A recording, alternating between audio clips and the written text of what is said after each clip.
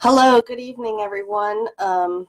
This is Janice Court Camp, and this is Syria Face to Face, episode 10. And I am hoping that live video is now working for me and you all can see me. I didn't get a chance to give you a heads up that I was starting in a couple hours.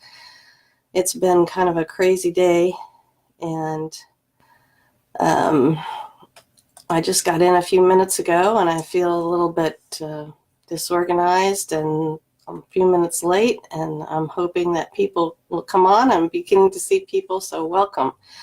I hope you all are having a great Sunday. I'm dressed a little bit sparkly tonight because we're addressing the issue or the question of women in Syria, and this is something that it's a huge issue, very important. And I'll just start by explaining why I'm sparkly. It's because oftentimes when you're going out on the town, especially in Damascus, the women there will often just dress to the nines. And the women of Syria are really spectacularly gorgeous for the most part, and they're like jewels themselves. And then when they get all dressed up, whether it's in a very short, chic cocktail dress or a long formal gown with their high heels and their hair all done and their makeup just perfect, really they look like the Natural History Museum where all the gemstone collections are. They're just absolutely colorful and gorgeous and beautiful and stunning. And so ladies of Syria, this is why I'm wearing what little sparkle I own as this American housewife here. So welcome, everyone. It's great to be back and be able to do these live videos again. It's been 2 weeks of technical issues. Those look like they're all settled. And if you're having any problems, please give me a comment so I'll know to try to fix that. But hopefully it looks a little jerky and spotty, but I think it's working okay. So women in Syria, and of course, just to recap, I've traveled to Syria 6 times. I spend several weeks there each time and have seen, much of the country. So I've been to Damascus and Malula, Sednaya, Homs, the Valley of the Christians near Homs, Masyaf, Tartus, Latakia, up to Kesab and Slumfa, over to Aleppo, and Deir Zor, Al Mayadeen, and Palmyra. So basically those are the areas that I've been in. I've been in the large cities, smaller towns, and the villages. And I just try to get in touch and meet with as many Syrians from as many different backgrounds as I possibly can.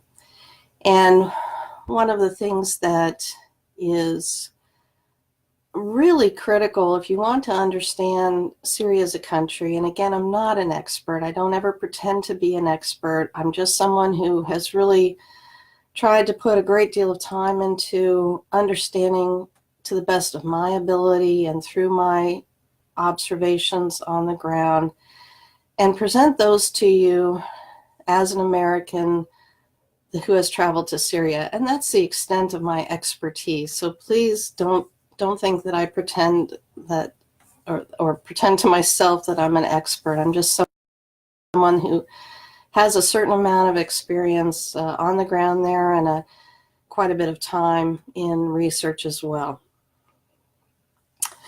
And so I'm going to speak quite simplistically. As I talk to other Americans here, one of the great difficulties that we face in trying to communicate to people about these wars, particularly in my case, this one in Syria, is that few Americans have any foundation at all.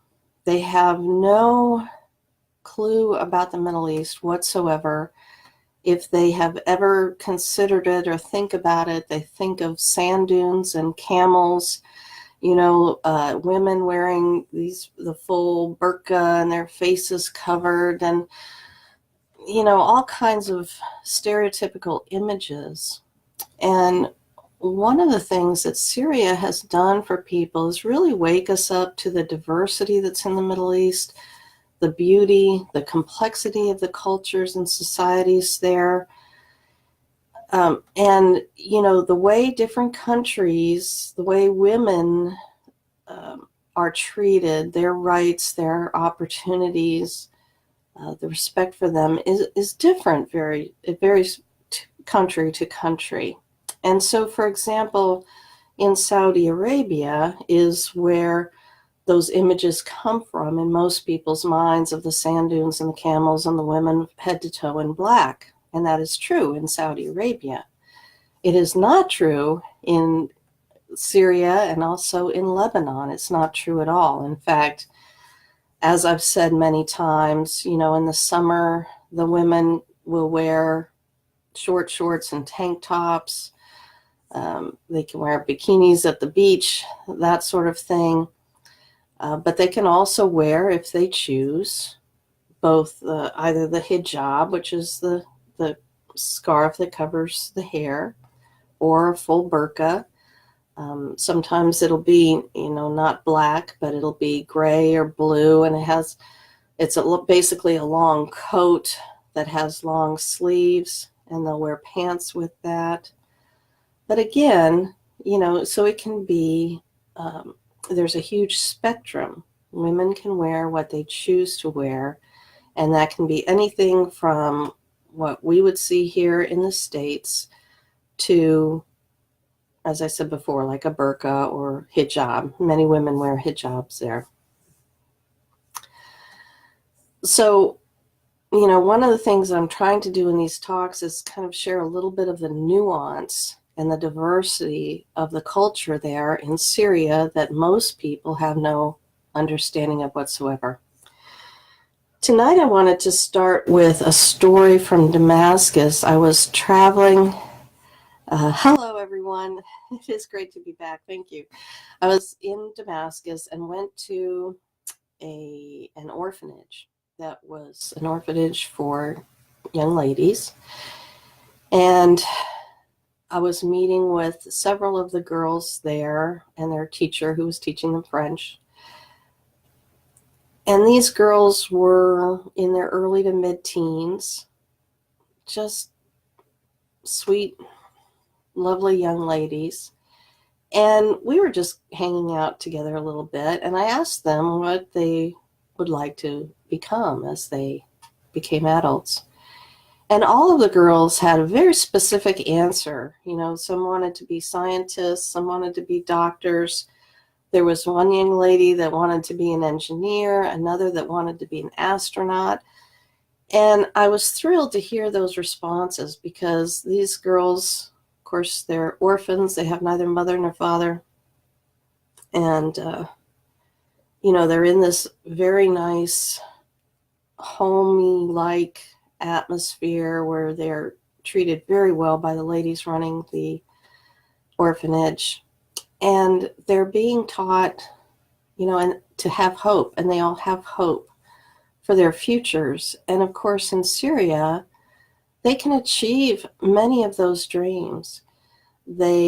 Syrian women are everything from physicists to poets, teachers, doctors, lawyers, government leaders, community leaders, factory owners, business owners, office workers, of course, teachers, nurses, writers, dentists, dancers, artists, musicians, and I think I've met women from all of those roles. They're also soldiers, and we'll talk about that in a minute because it's a very important and specific point I want to make about that.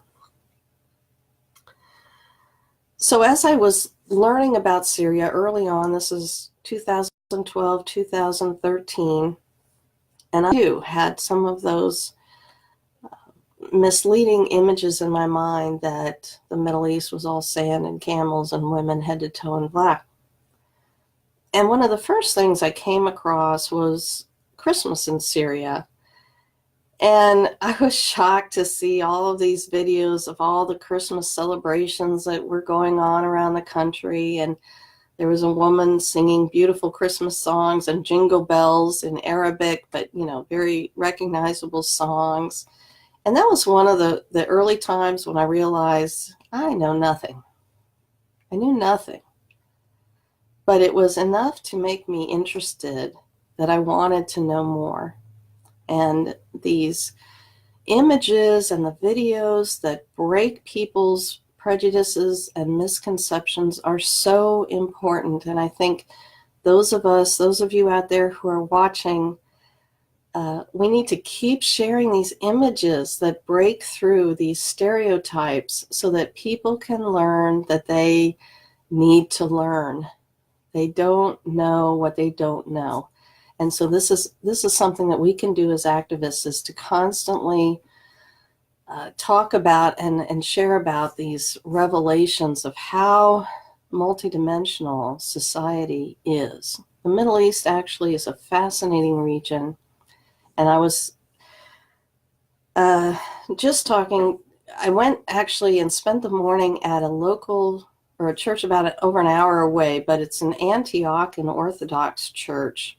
And I had seen it passing on the road some weeks back, and I stopped in because it looked like a church I would see, churches I've seen in around Syria and Lebanon.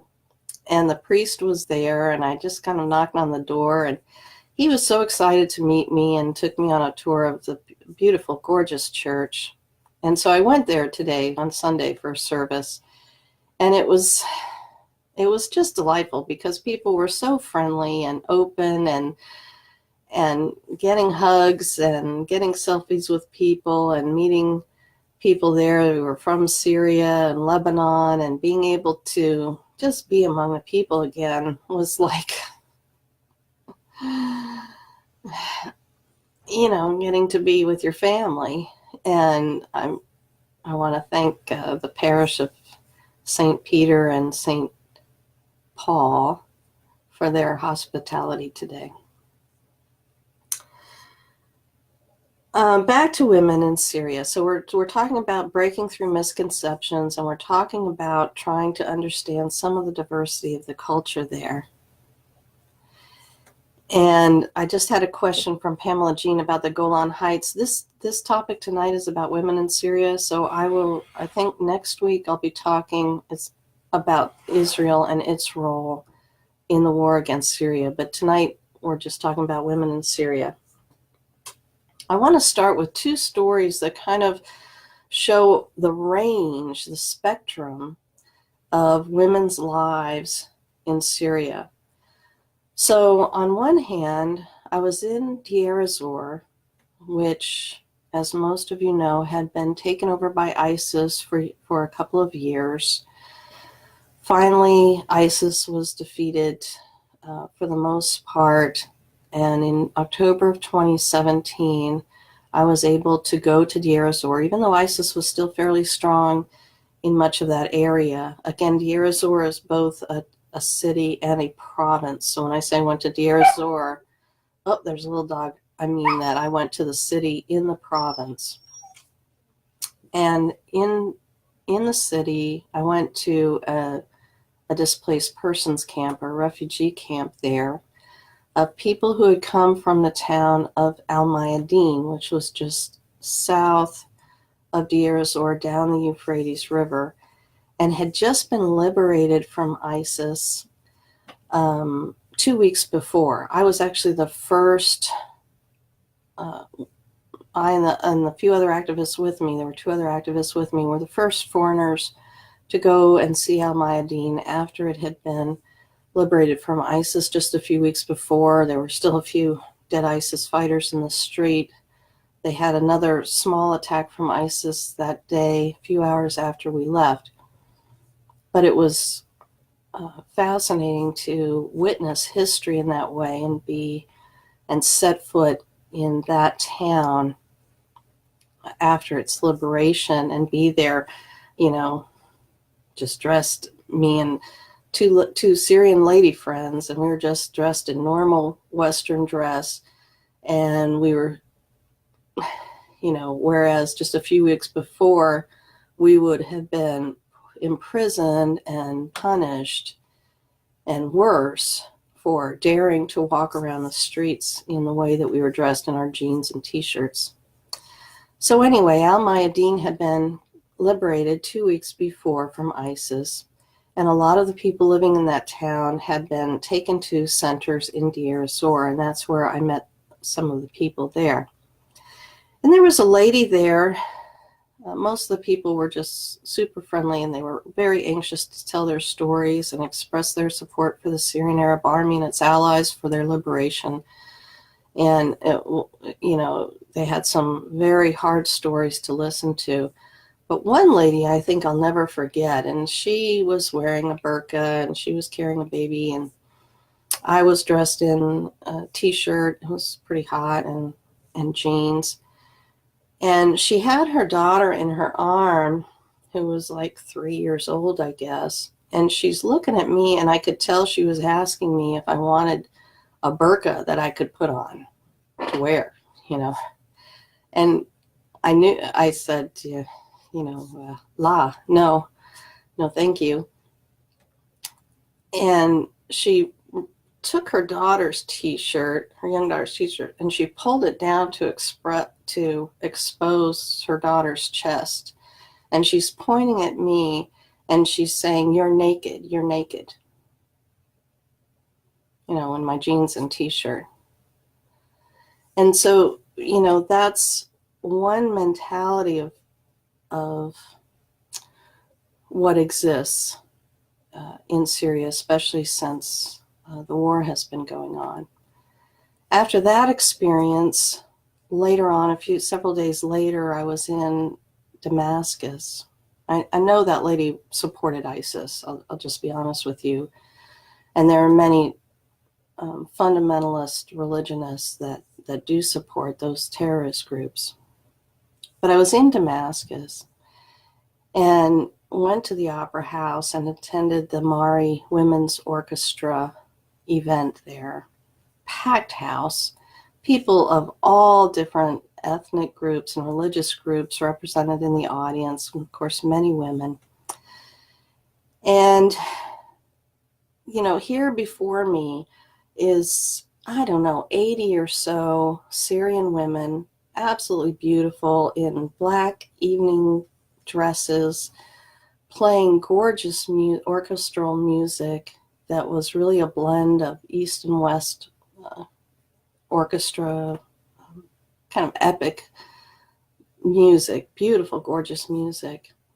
And, for me, that was just such showing the range of people that I've interacted with there. So that's what we're going to talk about, is a little bit of that range of women's experience in Syria. And as I said, women are a part of every aspect at every level of society, including the arts. I did meet the granddaughter of Faris al-Khoury, who was the first UN representative ambassador from Syria to the United Nations. Fascinating man. I urge you to look up his history. But his granddaughter has made history of her own, and she's a very famous writer and well-known woman of letters, both in the Middle East and in Europe. She actually writes many different genres, including, erotica. She's older now. I think she's in her 80s. Can't quite remember, but I ran into her in one building, and it was just such an honor to meet this lady who was such a well-known figure in the arts in Syria. And she was actually President Hafez al-Assad's cultural advisor, I think was the title for her. So she's worn many different hats. One of the things that we see in the news a lot lately regarding Syria are these women Kurd fighters. And yes, there are the ladies of the Kurdish militias that have been fighting against ISIS are extremely brave. And I'm not trying to diminish the role that they've played. However, one thing that you need to be aware of is how that has been capitalized on throughout the last several years to make it seem as though the Kurds in the Kurd areas, the women have equal rights and they're very strong and brave. But never once do you hear in American media about the women of Syria who are in the Syrian armed forces. And women in the Syrian Arab army are generals. There's one of them at least is a captain in the Navy, the highest rank in the Navy. At least one is a jet fighter pilot. But there are many who are typical, officers and soldiers. And they have also fought on the front lines against these terrible enemies like ISIS and Al-Qaeda. And they have also been horribly injured and killed. And, they drive tanks and they're snipers and they do all kinds of work to help defend their country. But never, ever once on any of these news media reports about Syria will they ever talk about the women in the Syrian Arab Army.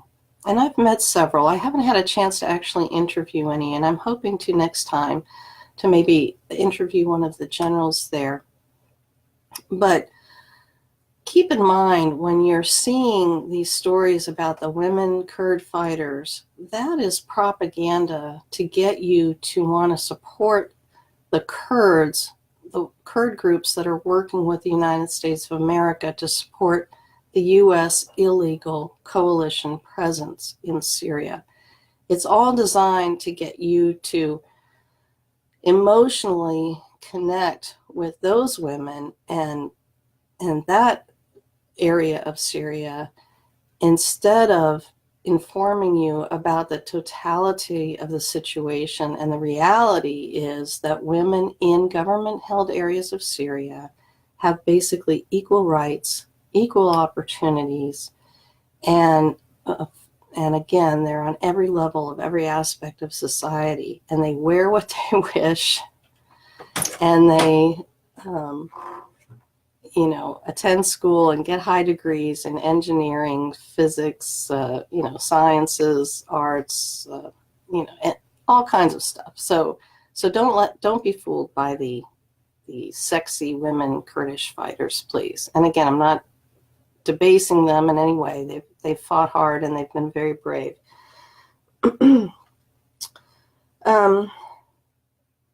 One of the great leaders of Syria was the Queen of Palmyra, Zenobia, and she actually stood up to the Roman legions in her day, and she's a very popular historic figure in Syria. And I can tell you, I'm a Western woman, and I've gone all around Syria, oftentimes on my own with Syrian friends as guides, as I've said, sometimes completely on my own, especially in Damascus and some in Aleppo. And I have never come across any feeling like I was, what I'm trying to say is I've always been treated with just the greatest respect. And I've never felt once that anyone was condescending to me because I was a woman. And it's really a neat kind of balance that has been struck there, because there's also, how can I say this? There's been this revolution of women really entering the universities. That actually started way back, like 100 years ago. Women started going to become doctors and such in Syria. But in the society overall, that has really blossomed over the last 20 years or so. Started about 40 years ago, but in the last 20 years ago, it was really skyrocketing how many women were entering university and getting advanced degrees, etc. So I lost my train of thought. What that has resulted in, for example, in the vice president of Syria is a woman, and she's an older lady. She's like 80 years old. Her name is Naja Al-Attar, and she is a spunky, feisty woman. I have not had the honor of meeting her yet. I hope to someday. But here we have a country in the heart of the Middle East. It's a 90% Muslim nation, and they have a woman vice president. And so what's our excuse in America that we have not yet achieved that? I think they should get, kudos for having a woman vice president. And the leader of parliament, prior to the guy who's currently in there, who's a Christian guy, was a woman as well. Many of President Dr. Bashar al-Assad's top advisors are women, and I've had the honor of meeting Dr. Buthena Shaban several times. She is a hero and an inspiration to me. She's a brilliant, absolutely brilliant lady, and she has witnessed history for the last several decades. She is his political and media advisor, and one thing I notice about Dr. Shaban is that she is a dynamo and a champion of women's rights in the world, and particularly in Syria and the Middle East. And she was recognized worldwide as a leader and a champion of women's rights before the war started. Once the U.S. decided it had to bring freedom and democracy, i.e. death and destruction, to Syria via terrorist and mercenary proxies, she became, a targeted person in the media and by our government.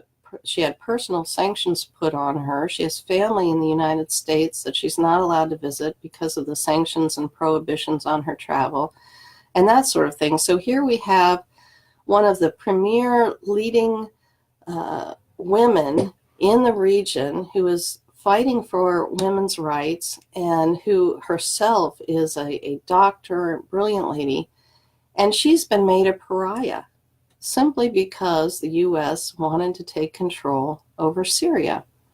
And this is the kind of thing that really is infuriating to see.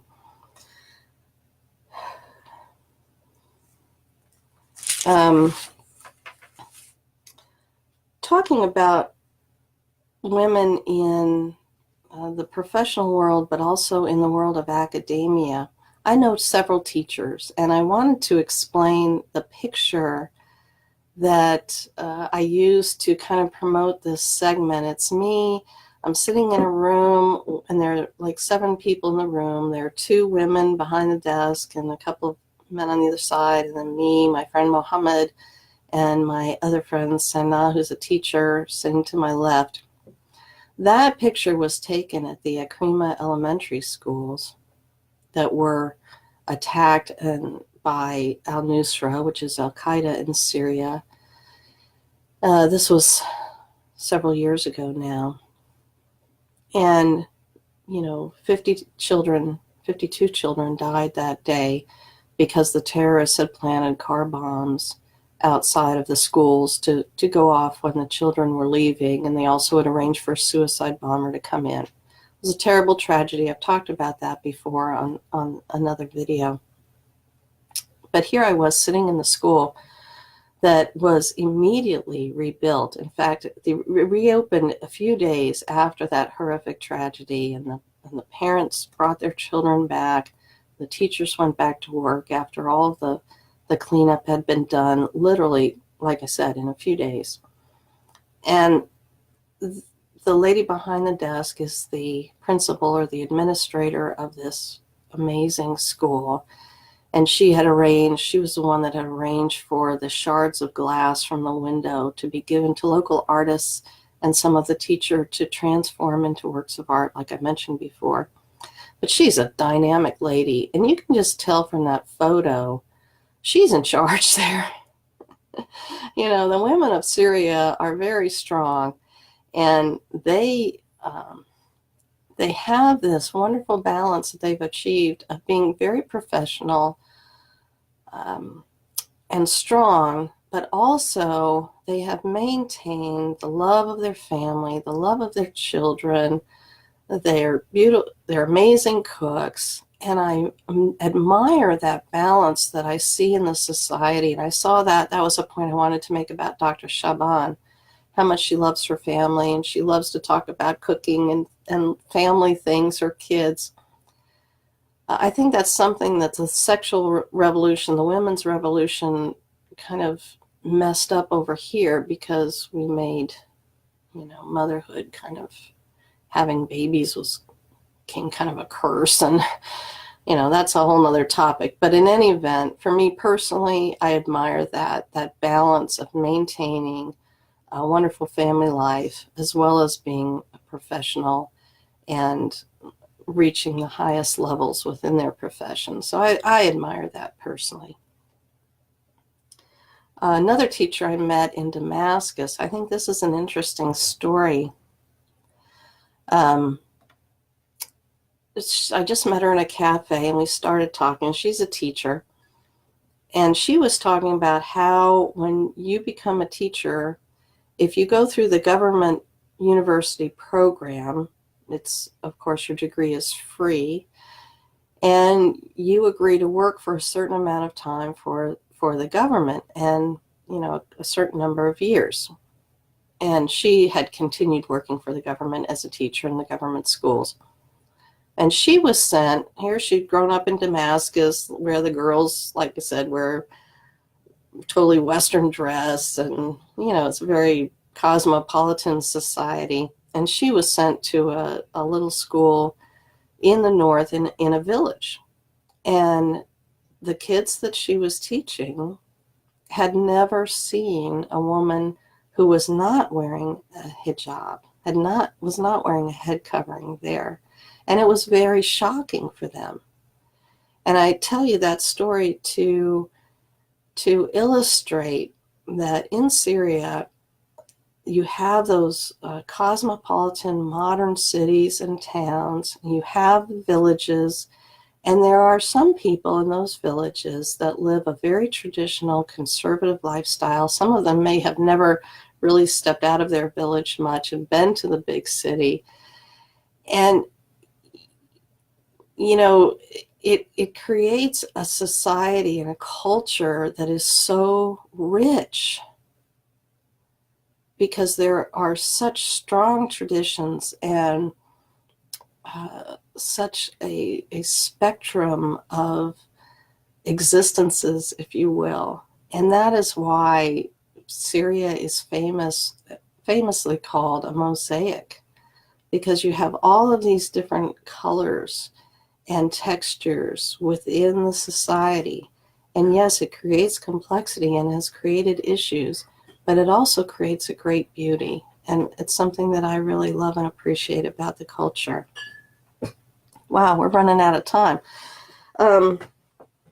One of the groups of ladies that I respect so much is the mothers of the soldiers and the mothers of the martyrs, the ones whose sons particularly have given up their lives to defend their country.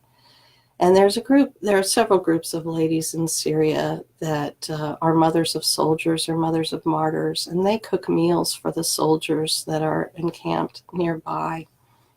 And one of the ladies who had done that throughout the war, was killed last year. And it was so heartbreaking to see, but that is a story that shows you the heart that the people have for their soldiers and their army. And mothers especially are the most highly respected group of people and beloved groups of people in Syria. Everyone talks about their mom, respects their mom, admires their mom. Mother's Day is probably the biggest celebration in the country. I can't say that for sure, but that's my sense. And they just recently celebrated Mother's Day. I hope that I've given you a little bit of an idea of how complex and diverse the role of women is in Syria. I just really touched the tip of the iceberg. But now my husband Sid is here, and we're going to we're going to do our thing. I'm not exactly sure. Hello, hello, hello.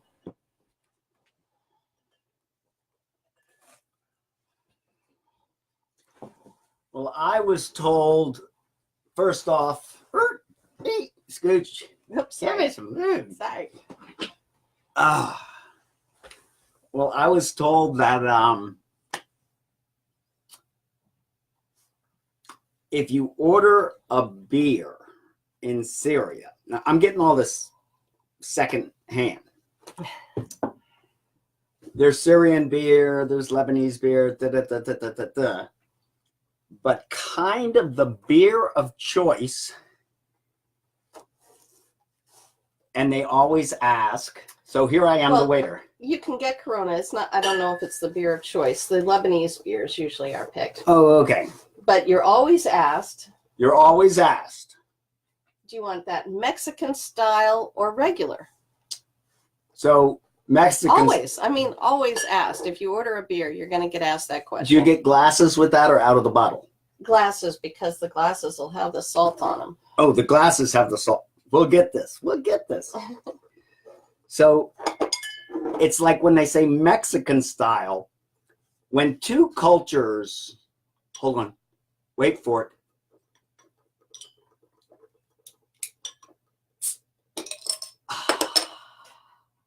Okay, when two cultures collide, probably the best thing that happens is the best of each rubs off on each other.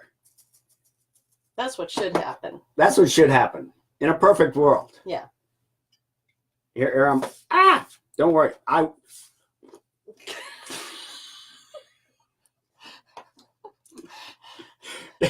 told you we were a little unorganized. You can see we rehearsed this. Ooh, look at there.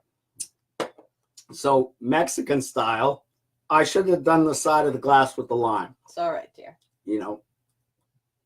And then the lime goes in. Oh, would you like this Mexican style? Yes, but don't forget we want to talk about very special lady in Syria. We're getting there. Okay. We're getting there. But you think we can get there with an empty glass? It is springtime and the solstice. I can't tell you whether it's come or gone. It's close. It is close. Our clocks have changed. Here you go, dear. Thank you, dear. Life is good.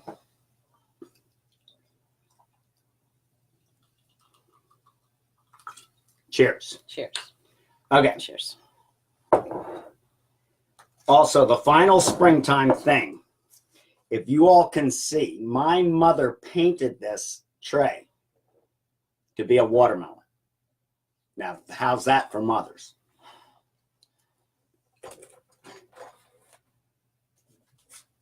Over the years, as I look at Jan's, what do you call it, your wall or your timeline? Timeline. Timeline. Those are things that other people post, right? Yes. And so early on, I'd be looking at the timeline and I'd see a wedding in Syria, in Damascus. And I mean, wedding, wedding, wedding, dresses, dresses, dresses, hair, hair, hair, beautiful girls, beautiful girls, beautiful girls. It's like, why wasn't I invited? And I'd ask, and Jen would say, this is very normal. And so I've gotten to know Syria through my wife. I've gotten to know Syria through the timeline. And our Syrian friends. Our Syrian friends. Early on, Jan was in Syria. I was up at the mechanics. And I was describing what Jan was up to. She was somewhere and had to stay moving from place to place. And my mechanic looks at me and goes, does that make you uneasy or does that make you jealous, having your wife sleeping in different houses with different assorted people? Not sure you said that quite right, but. And I looked at him and I tried to explain that the people she's with have a moral compass that our country may have had 100 years ago. It's old school. It's real. She would be defended beautifully. She is a married woman with children, and that is respected in that country. So getting around to what I wanted to talk about is, I have shared many times, and you try to share with people close to you or people you go to church with or here or there. Hard to get a foothold sometimes. And I remember one guy that I'd shared with off and on for years. I said, would you watch the interview that RT, Russian television, did with Asma al-Assad? This is the president's wife. And he watched it. And he was amazed. He was changed inside. He realized that he had just watched an interview of a truly great, truly loving, truly insightful, fully committed First Lady. And so Jan and I were talking about this.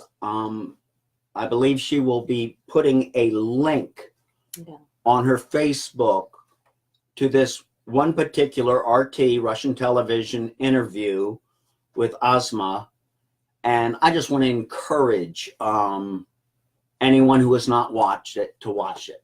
Yes, and to share it, because the First Lady, as many of us talk about all the time, is truly an inspiration, and I use her as a personal model of someone I would like to become when I grow up, because she's brilliant, she's beautiful, she's so compassionate, she's hardworking, strong, and gentle at the same time, vivacious, and here she is throughout the war, constantly being always among the people, among the families who have suffered, and trying to help them heal and hold on throughout this very difficult conflict.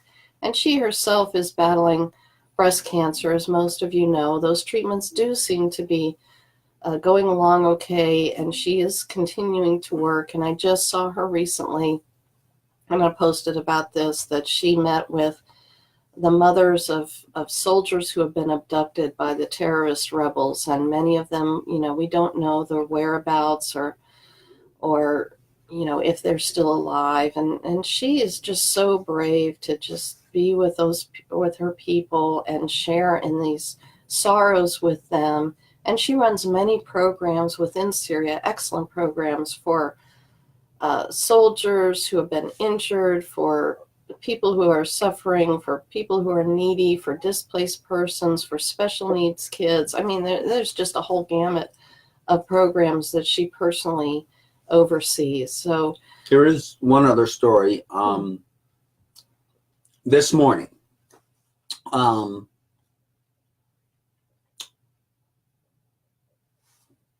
somebody else at